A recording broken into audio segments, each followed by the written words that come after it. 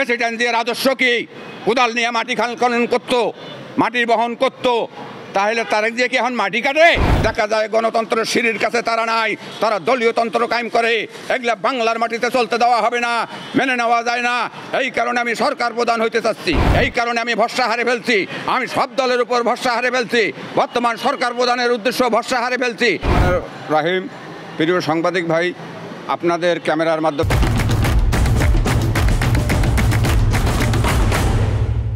স্বাধীন বাংলাদেশের 18 কোটি মানুষকে আসসালামু আলাইকুম। আমার নাম মোহাম্মদ আলিপুদ্দিন, আমার গ্রামের বাড়ি উলিপুর থানা, জেলা কুড়িগ্রাম। আমি 71 সালের যুদ্ধ দেখছি। উদ্দেশ্য কী ছিল? 71 সালে পাকিস্তানে 30 লক্ষ লোক হত্যা করলো। উদ্দেশ্য কী ছিল? উদ্দেশ্য ছিল আমাদের স্বাধীন বাংলাদেশের মাটির মানুষের, এই দুঃখী মানুষের মুখে হাসি ফুটবে। আজকে 54 বছর অতিবাহিত হলো, অনেকগুলো দল, সব দলে বলা চলে, খালি জামাত বাদ দিয়া সব দল দেশ শাসন করছে, কিন্তু তারা আজ পর্যন্ত কোনো দুঃখী মানুষের মুখে হাসি ফুটাইতে পারে নাই।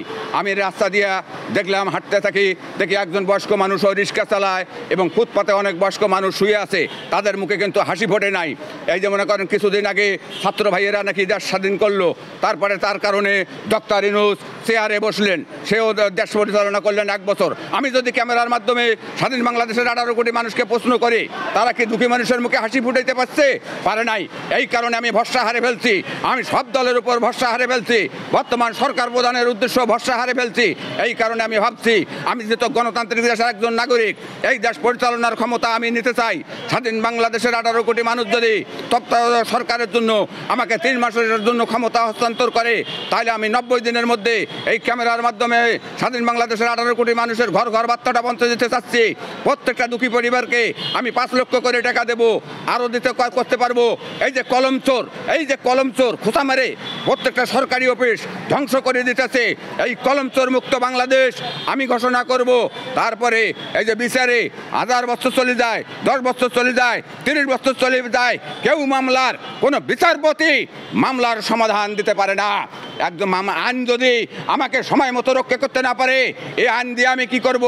এই কারণে আমি বলছি, আমি যদি ক্ষমতায় আসি, তাহলে আমি বিচার বিভাগ সমস্ত কিছু 90 দিনের মধ্যে ঢেলে সাথে ফয়সালা দেব।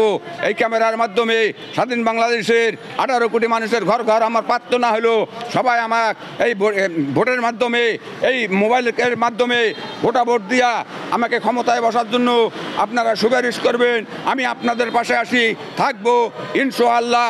যতক্ষণ দুঃখী মানুষের মুখে হাসি পড়ে নাই, ততক্ষণ আমি আপনাদের পাশে আছি। দুঃখী মানুষের উদ্দেশ্যে আমার বার্তা, জাগো দুঃখী মানুষ, জাগো, 71 সালের মতো জাগো। যদি কখনো ডাক আছে, আমার ডেকে সাড়া দেবেন, আমাদের অধিকার স্বাধীন করে আমরা আমাদের ঘরে ফিরে যাব ইনশাআল্লাহ।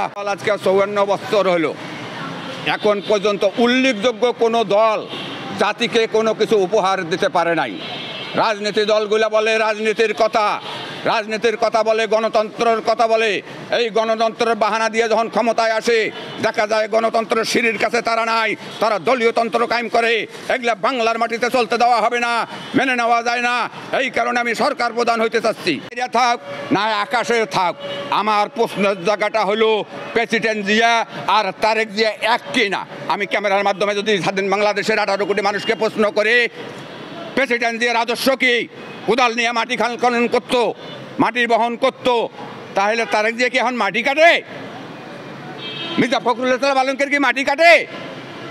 রুহুল কবির রিজভী কি মাটি কাটে? এদের রাজস্বটা কোথায়? এই আদর্শগুলো দিন দিন বিলীন হয়ে যাচ্ছে।